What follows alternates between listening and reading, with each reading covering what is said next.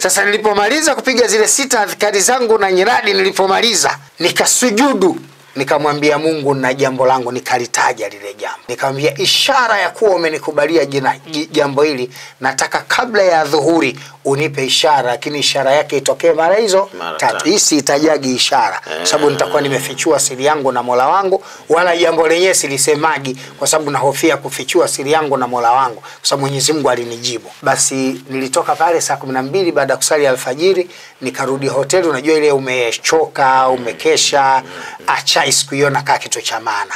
Kuna rafiki yangu mmoja tulikuwa naye, alitokea maeneo ya hapa Kizuiani, ni mmoja kati ya vijana wakati ule, na katika marafiki tulikutana katika njia ya hija, na katika vijana waliokatiwa tiketi ya hija na Mheshimiwa Jakaya Kikwete, na huyo kijana alikuwepo. Basi yule bwana akawa kama msaidizi wangu, nikitaka chai anaenda ananichukulia nini. Yule bwana alivyoniona pale akawa amefurahi, dokta umerudi, ulikuwa na sali? Ambia nimesali. Sasa chai? Nikamwambia chai sinywi, chakula sijisikii. Nikalala. Basi nililala mpaka saa 4.